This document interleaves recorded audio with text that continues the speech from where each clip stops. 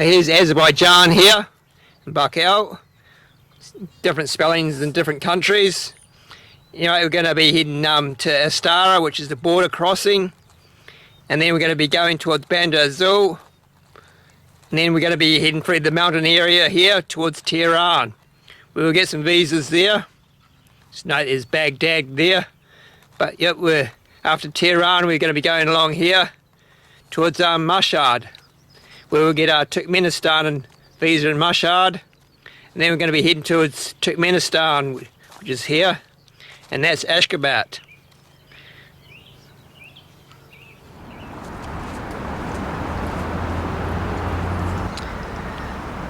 I don't think the transition away from the Soviet Union was totally smooth in Azerbaijan for some reason. All these people died on the state back in 1990, 20th of the 1st January. Before then, Azerbaijan was part of the Soviet Union. During World War II, Azerbaijan supplied 80% of the Soviet Union's oil on the Eastern Front. Baku has a population of about 2,200,000 people. Azerbaijan has a population of about 10 million. Azerbaijani is spoken as a mother tongue by 92% of the local population. In 1901, Azerbaijan produced more oil than the United States and accounted for more than half the world's oil production.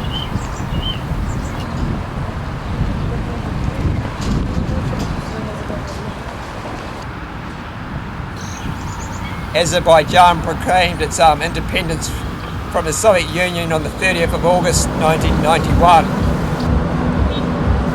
Because I was on my own motor vehicle, I could only get a 3-day transit visa for Azerbaijan.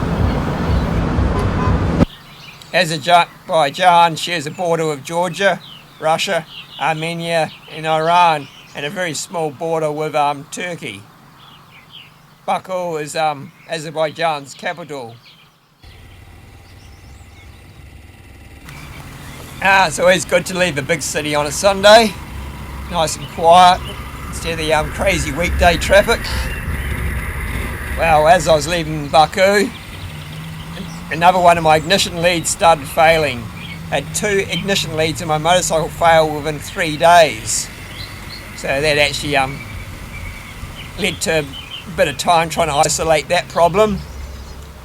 How often do you have 2 ignition leads failing on your motorbike within 3 days?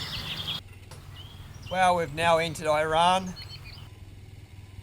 Well, we're going to go to Mashhad up there. We just came from that border here at Astara. Okay. Bandar Azul is a port city. Iran has a population of about 83 million people.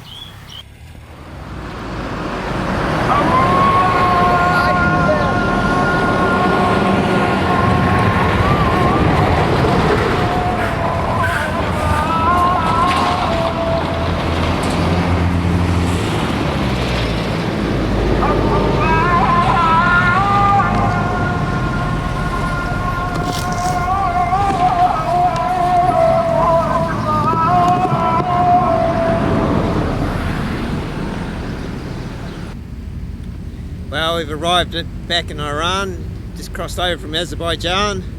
We're going to be heading down towards the coast, towards Bandar Azul. At the Iranian-Azerbaijan border, on the Azerbaijani side, they made sure I wasn't trying to take any alcohol into Iran.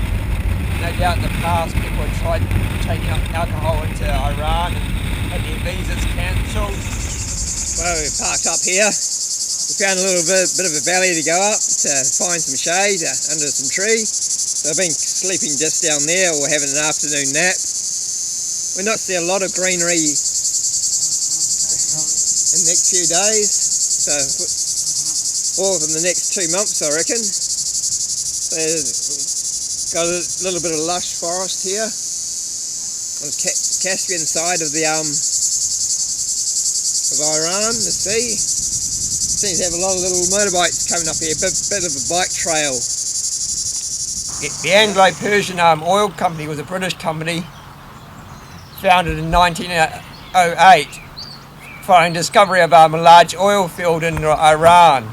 In 1913 they built an oil refinery in Iran that for the next 50 years would be the world's largest oil refinery. Winston Churchill was the first Lord of Admiralty, sort of planned to modernise the British Navy by converting the British Navy from coal to oil.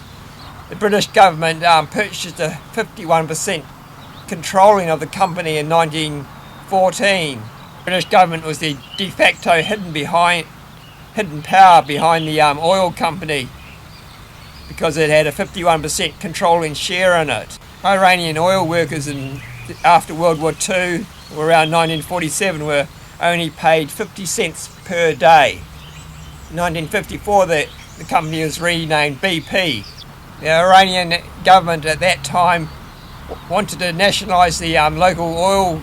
Up until then, Iran was only getting 16% of the profits for its own oil. The British waged a trade war with Iran rather than pay Iran's new prices.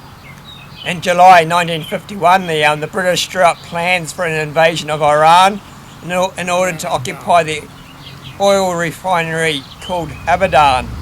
The code name for the operation was called Buccaneer, and the plans were dropped because Britain's military forces in 1951 were already stretched out. The US opposed Iran nationalising its oil out of fear that other countries would try doing the same. And with the help of the United States and the CIA, arranged a military coup in order to change Iran's government to one that the British liked.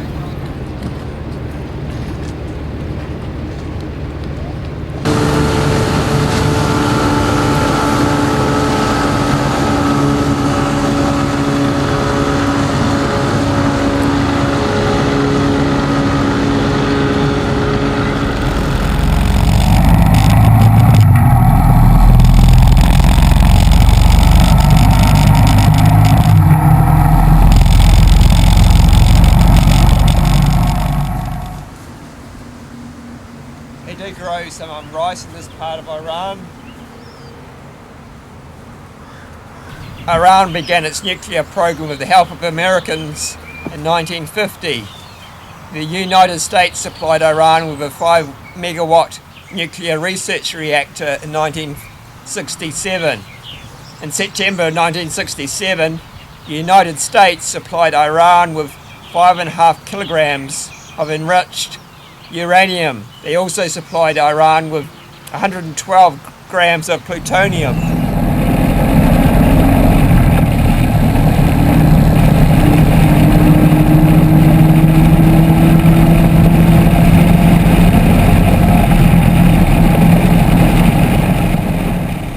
In 1974, the Shah of Iran lent $1 billion to the French Atomic Energy Commission to help the French build a uranium processing company in Europe. With US support and backing, Iran planned 20 nuclear power stations with numerous contracts signed with Western firms. In March of 1974, the Shah of Iran envisioned a time when the world's oil supplies would run out and declared that petroleum is a noble product which is much too valuable just to burn.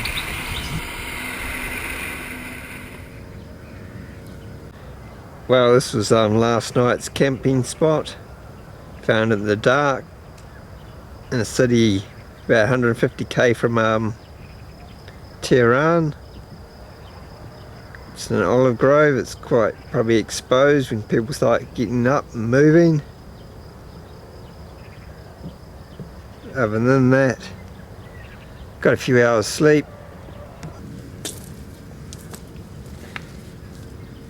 Oh well, we'll pack this lot up and get on the road, and or at least move into place, clean up a bit, clean teeth, perhaps have some food before the sun comes up. the Shah of Iran approved plans to construct up to 23 nuclear power stations by the year 2000.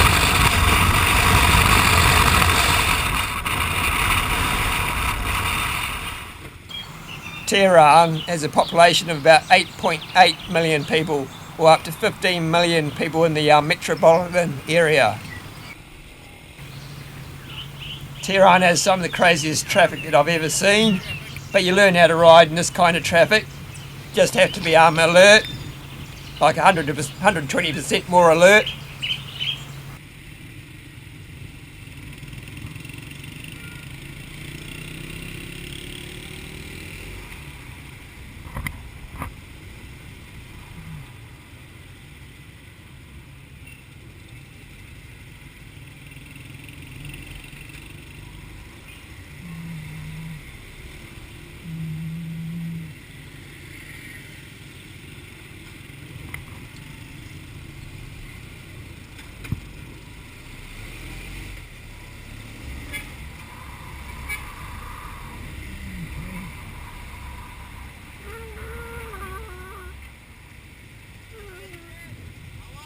Ah, very good. Yes, watch the road.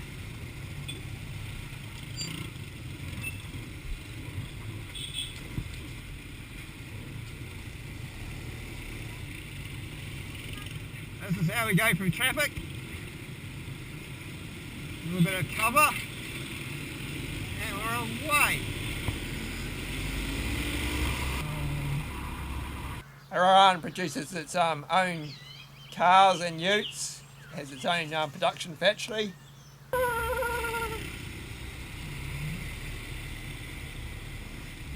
Very good.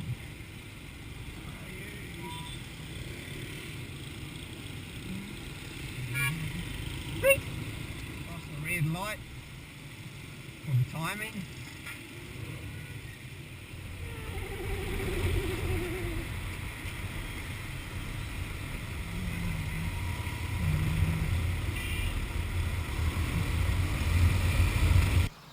That's Freedom Tower, or Azadi Tower behind me, completed in 1971 to commemorate the 2500th anniversary of the foundation of the Achaemenidian dynasty.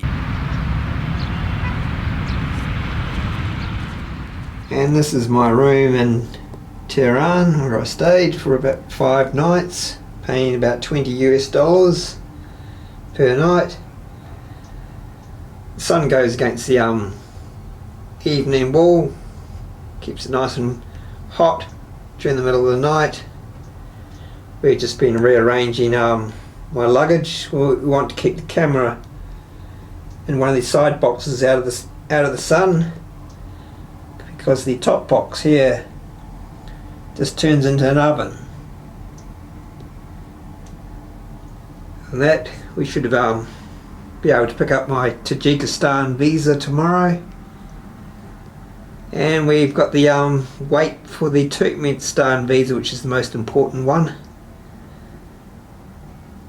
Other than that, still Ramadan, so we're waiting for about 8:15 and we can start having something to eat. Okay, we haven't looked out that window much because it's just a yard.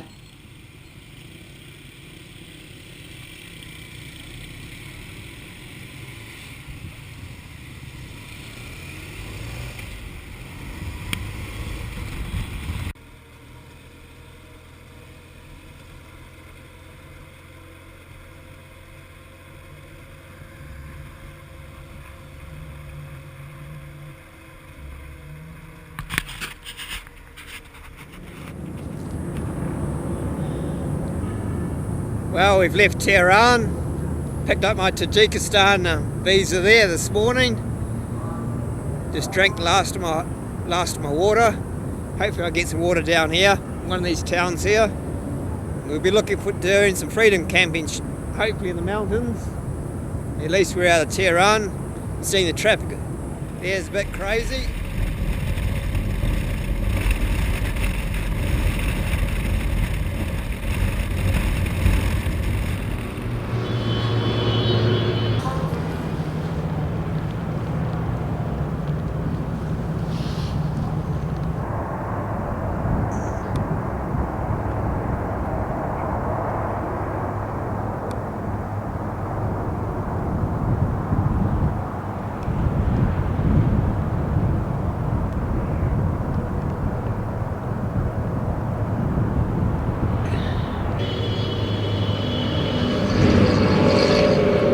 crazy traffic around here still.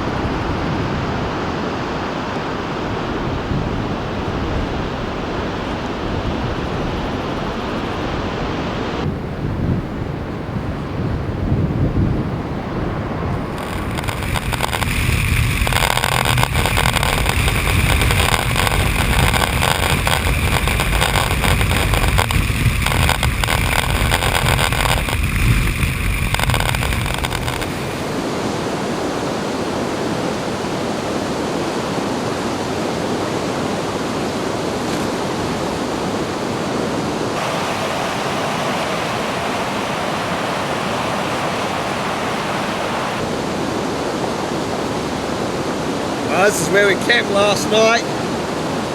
Had a dog go past in the night, middle of the night, and had a few barks. Been listening to the river all the time. At least we haven't got any traffic noise. Road along is quite busy.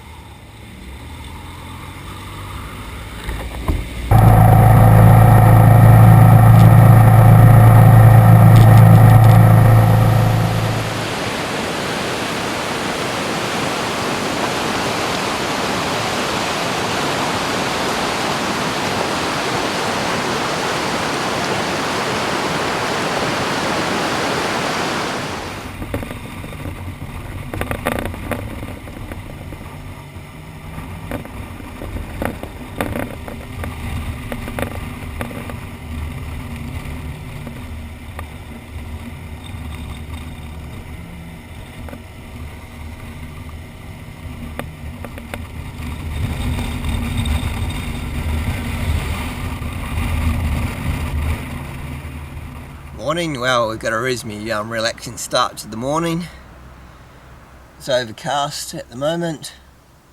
We're heading towards Mashhad. It's another big city. You see a big city when they got metro subway system.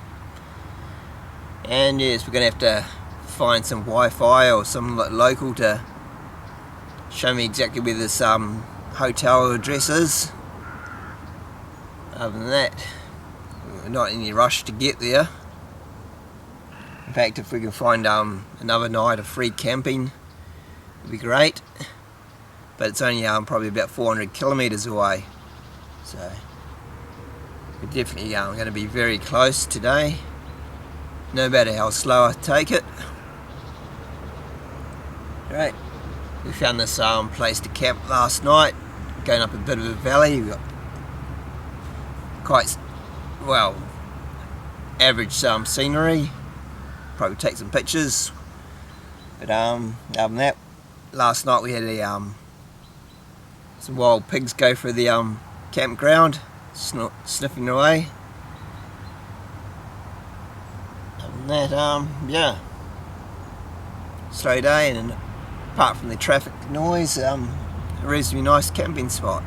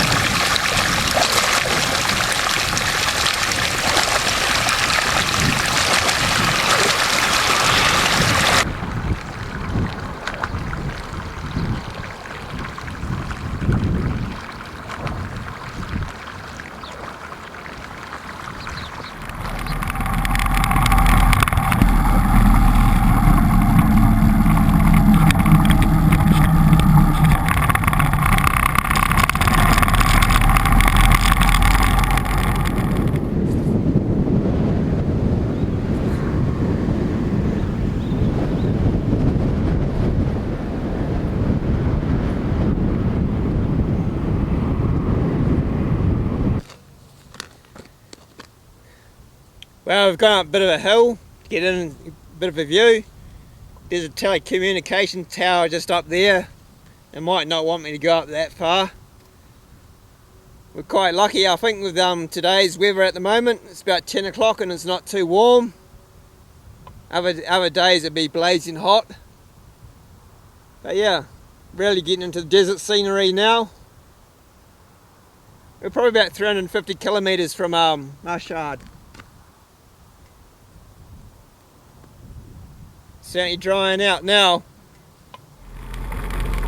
Iran's tallest mountain is about 18,600 feet, or about 3,600 metres. It's called Danmavan. Mount Taftan is Iran's tallest volcano, active volcano at that. It's about 13,260 feet, or about 4,000 metres tall.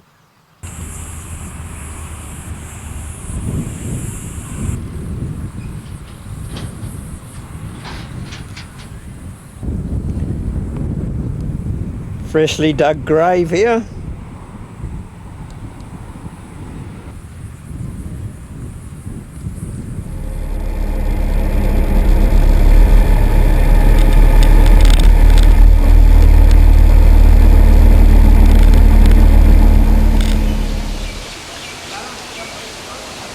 Well, this is Iranian style camping. You can eat during the day during Ramadan if you're travelling. So lots of Iranians go on holiday trips.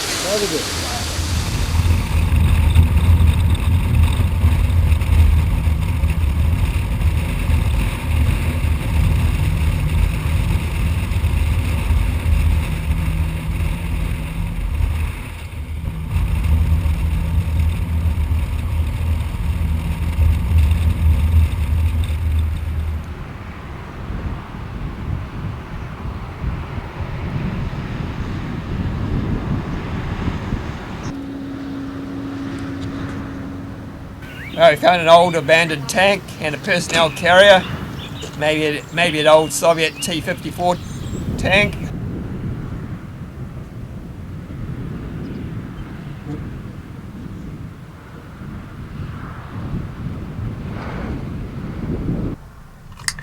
Yep, checking out the inside of this tank. Okay.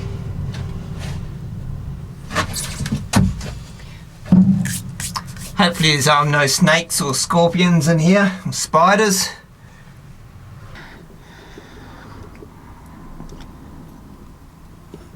Reasonable sized pistons.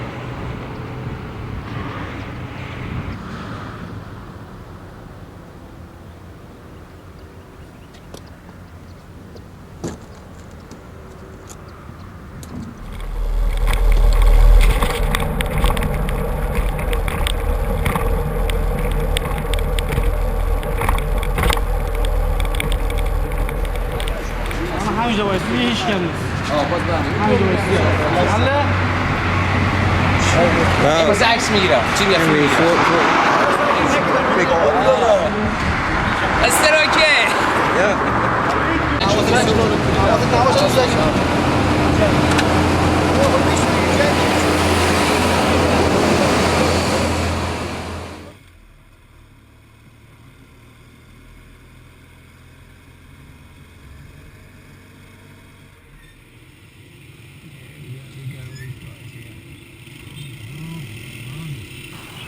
Mashhad has a population of about 3 million people.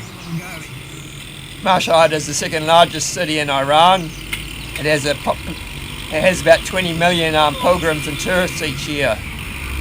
The city of Mashhad is named after the shrine of the Imran Reza.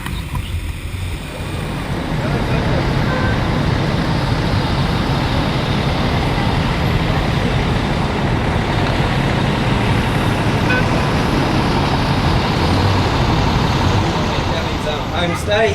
We're just going to take a look inside, and then we're going to head on the road towards Turkmenistan. So where you can park a couple of motorcycles here. We'll just wander on through here. Okay.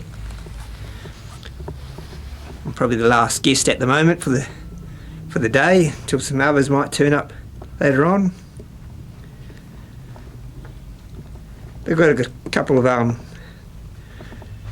private rooms.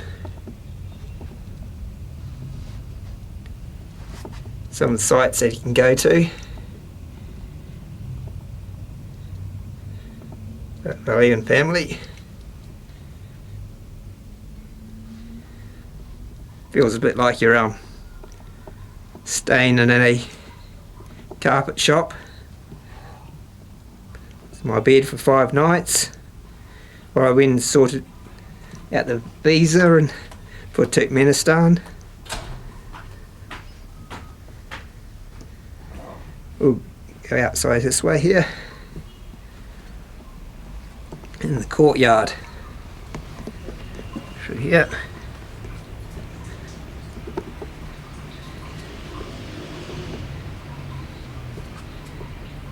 Okay. The breakfast dinner area. Okay.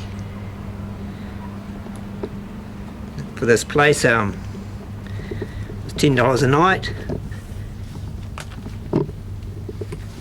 and it was $5 for dinner. Excellent dinner every night, and $2 for the breakfast.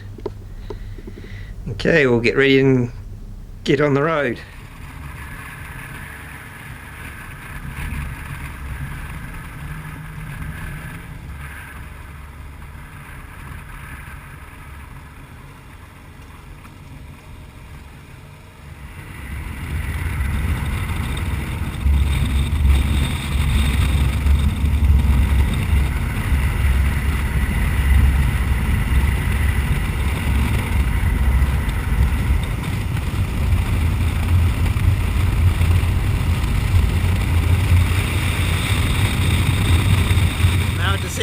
decided to head off the road. Take a look at this here. It's the old observatory. Okay. I reckon this is how they took measurements and figured out the diameter of the Earth. That's Baku Tower, built nearly 800 years ago, or it was built in 1261. It's about 25 metres tall.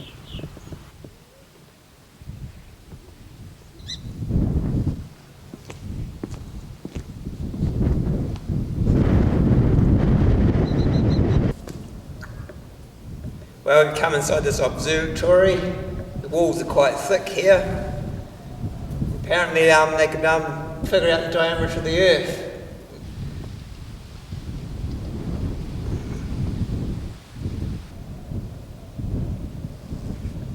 Okay.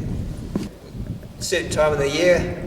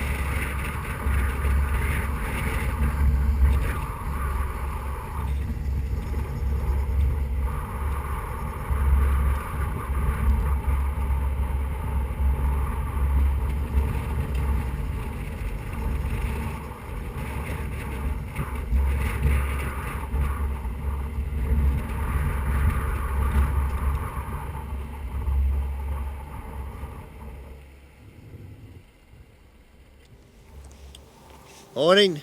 Well, this is our campsite for last night in Iran. It was a bit windy to start with, but yeah, just in a little bit of a little valley out of view. I walk up a bit higher, I'm in the view of the traffic. Yeah, sun's still coming up. Bit cooler this morning. Hopefully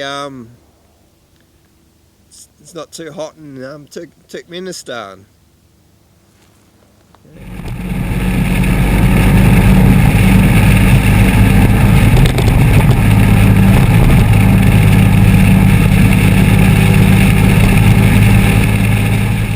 Well, we're now in Turkmenistan.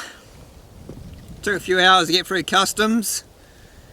Even though it's dead quiet, this is our scenery at the moment. Very quiet.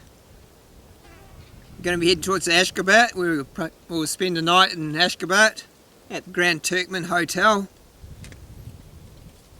But yeah, very quiet border crossing.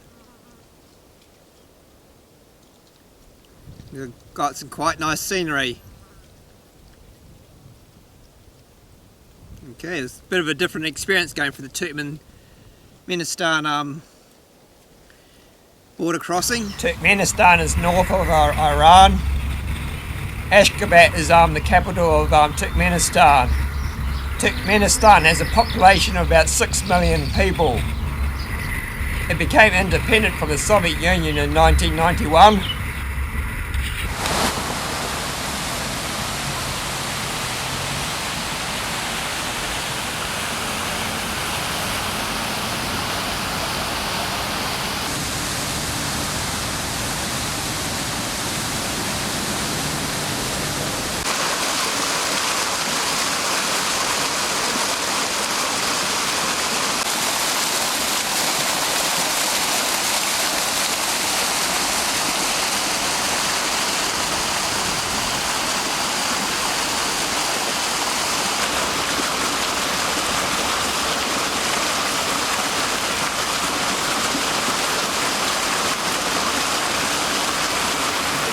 Turkmenistan has the world's 4th largest reserves of natural gas.